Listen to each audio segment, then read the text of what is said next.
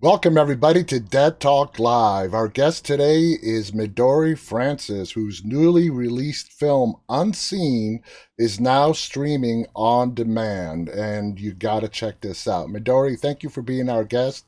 How are you doing today? I'm good. Thank you for having me. Like I said, I love your graphic. I love the blood. Thank you. Thank you.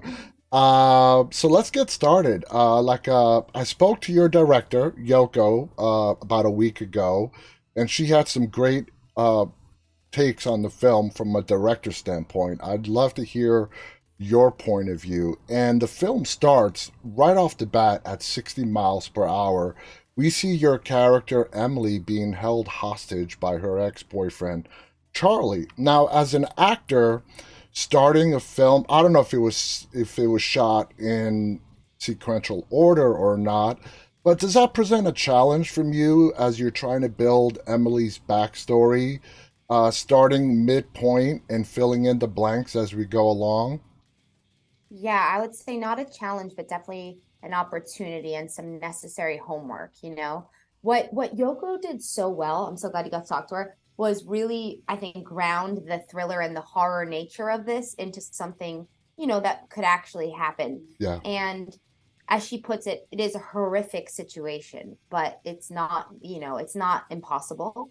And she did a great job. We talked about this a lot. Like, there are these relationships that you are in and you're in them for a reason, and there's love, but there's also a lot of red flags and you don't always listen to them. And I think that this is one of those situations that just escalated. oh, And so yeah, but building in, I don't know if remember, but like when Emily's waking up and you see that moment where she smiles at Charlie, and you see that there was this relationship yeah, there. yeah. It's not just some crazy rando person. Yeah. Yeah, she knows So this person, and we yeah. don't know if that's more terrifying or less terrifying, to be honest. Yeah. Now, as you were reading the script and you were reading about Emily, were there any characteristics of Emily that you found relatable? I think more the circumstances of, I knew that this was going to have to be a fighter, like somebody who is really just tooth and nail, getting in the dirt and ready to fight for their life. And I think I have a lot of energy as a person, and I'm easily bored.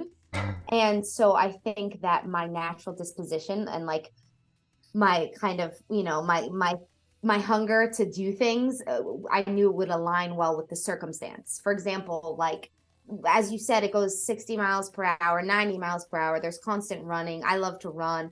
And so I knew I would be ready for that to like, sink my teeth into it. In terms of her character, I think Emily, being an ER doctor, being really logical, being Yoko always says that without her eye problem, without her vision problem, she could probably get out of the woods by herself. Yeah. She's calm, she's collected, she knows how to handle these things.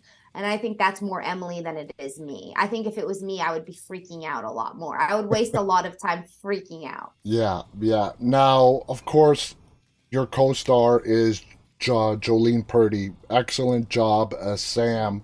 How would you describe the relationship that develops between Emily and Sam as this film goes along?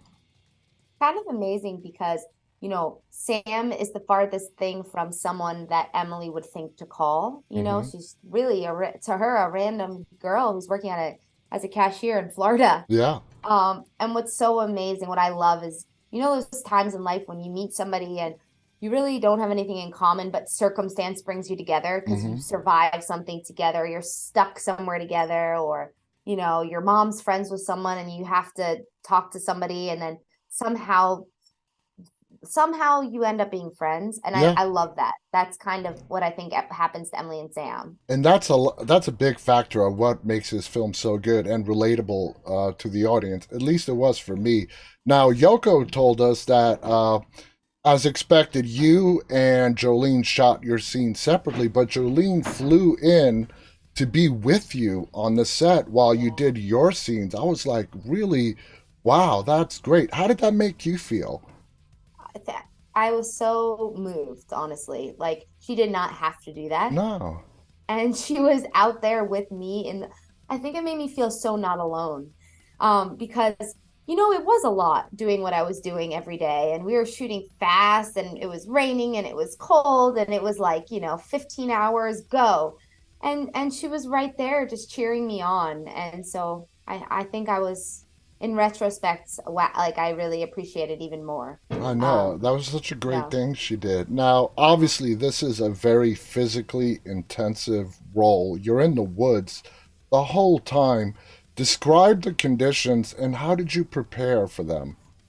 Well, I got the job in December and I filmed in January. And Oh. it was winter in New York. I was in hibernation mode. Honestly, I think as you near December, if you haven't booked a job, you're not really expecting to work right after the holidays. So I was not in my best shape. And so I think I spent that month like at the gym doing weights. Like I really just built up my stamina because I just knew. I read the script and I was like, yeah, I'm gonna have to be ready for this. And when it was done, was it even more challenging than you expected it to be? Actually, no, Okay. believe it or not. I Okay. was, as an actor, I had been doing a lot of great stuff, don't get me wrong, but a lot of comedy, a lot of rom-com. I was so ready to do something like this. I was like leaping out of my bed in the morning. I was like, yeah, get me in there. There's always this joke because they had these fake zip ties in the Uh-huh. beginning because they didn't want to hurt me, but they just kept coming undone. And I was like, I can't. This is like the and then so they Jolene and Yoko always make fun of me because they would just hear me going, tighter. Can you make them tighter? Now, as the So film progresses, we see a role reversal between Emily and Sam. And Emily feels defeated, wants to give up. Uh, what in your mind was the moment where we see this strong character in Emily want to give up? I think at that point in the movie, I would be surprised if anybody was not understanding why she Yeah, wanted to give up. I mean, geez, like yeah, so much, 9 lives. And I think what's beautiful about that moment is Emily starts strong. She's like, you could tell in her eyes, like, I'm gonna do this. I'm gonna figure this out. She's not gonna win. And at this point, I think it's so cold. She's so wounded, and I think she's so tired. yeah, And I think that after that last fall, I think she's just like, I don't think yeah. I'm I'm gonna done. I'm done. Yeah, I'm done. I think she feels that she's maybe physically not strong enough to keep running. So absolutely. yeah, and it's beautiful. I love when Sam's character that Jolene does so well when she finally like gets her strength. It's so awesome. That is an amazing scene. Now, Yeah. in your opinion, do you think Emily's ambitions in life, becoming an ER doctor, are driven because of the relationship she has with her mother? Yeah, I think for sure. Okay, I think so for I sure. mean, does she want to prove something to her mother? And if she does, what do you think that is?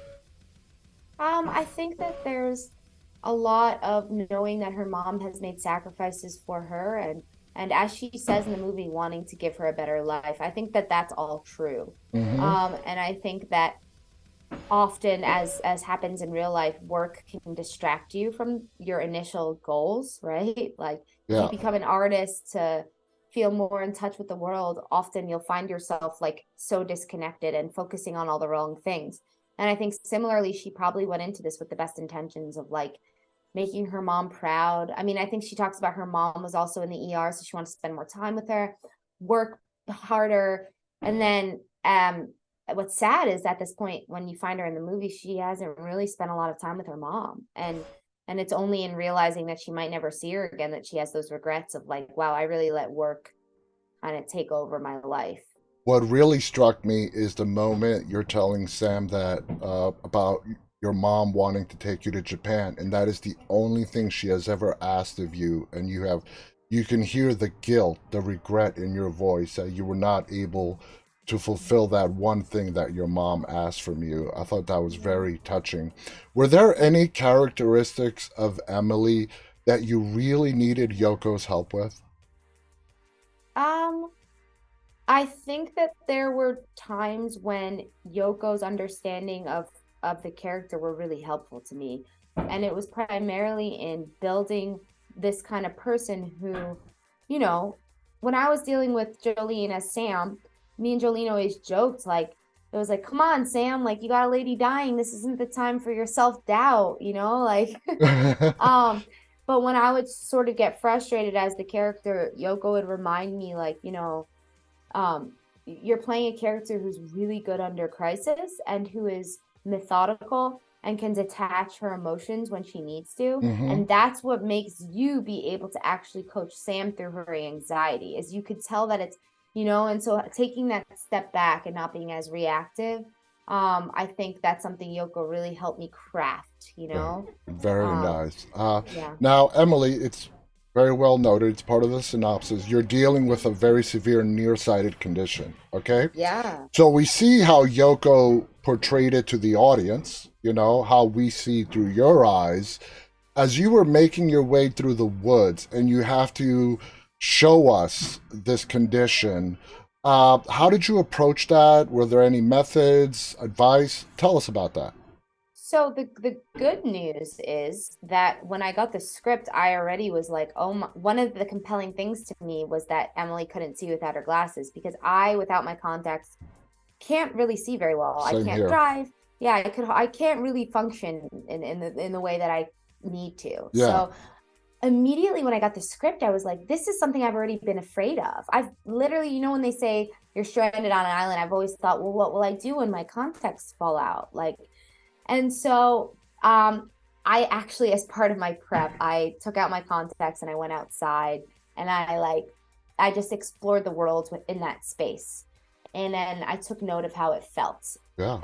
And you do kind of start to see things differently. It's more about large shapes. I noticed, light is different, and you know, so I did do some research in that way. I was my own test subject. Yeah, and that's great because people who don't have an eye condition, like for you and me, nearsightedness, we feel vulnerable when our Yes. contacts or glasses are out because the world is a big blur and we don't know, and it's very scary in itself. Now, this film is a survival thriller, but it goes way deeper than that, dealing with depression, abuse, and whatnot. In your opinion, is that what makes this film so good? That it touches on all these different issues? Yeah, I do. I think that it takes it to another level,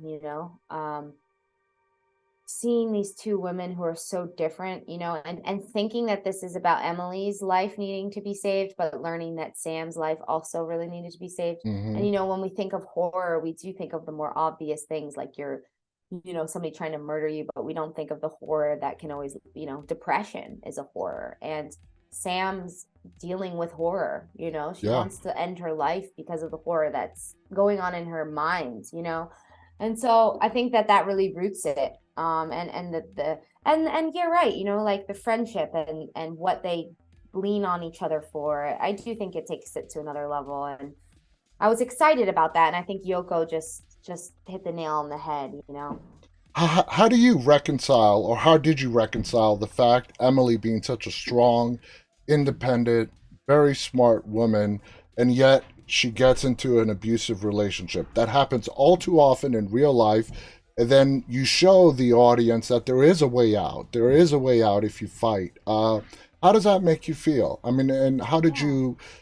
you put those two different character aspects together? Well, I think that we too often associate abuse with somebody who is the opposite of, strong and independent and all these things. But the truth is that everyone can experience that type of unhealthy relationship, that type of violence, that type of, whether it starts in childhood or, it develops later on. And you know, we don't just, it's not what we just picture in our heads. And so I Mm-hmm. actually like that Emily isn't what we've seen typically. We're all susceptible to that. Yeah. And we're all also susceptible to repeating bad relationships or patterns, or not seeing things clearly, or listening to red flags. It's not everyone has that fallibility in them to sort of be with the wrong person, and it's no one's fault. It's just everyone is Yeah. susceptible to that. So And you're I right. think, Those stereotypes of somebody who's in an abusive relationship just being weak is not accurate. And I'm glad that no. this touches on that. Yeah. Before I let you go, actors sometimes when they play a character sticks with them, whether it's a small amount or a big amount. They take them with them. With Emily, is there any part of Emily in what you learned in playing Emily that you will carry on into other roles in your career? Yeah, I think her strength and her confidence. And I've really noticed that doing this press, remembering, that experience, that a month and a half in Louisiana filming gave me as a person so much. I felt, it was such a big task. And the fact that I got to do it and with the support of Yoko and Jolene, I feel more powerful. I feel more capable. That's And I awesome. think, yeah, I think Emily gave that to me for sure. So That's awesome. Midori, I want to yeah. thank you so much for coming on here and sharing your thoughts. They were truly fascinating. Again, guys, the movie is called Unseen. It is streaming now on your on demand platform of choice. Check this out. This film is so multi layered, we can't put it into just a single sentence. I want to thank our guest, Midori Francis, who is one of the stars of the film. Thank our audience, those of you who are tuning in live and those of you who will be watching later on. On behalf of Midori and myself, stay safe and stay walking. Bye, everybody. Bye. Thank you. That was awesome.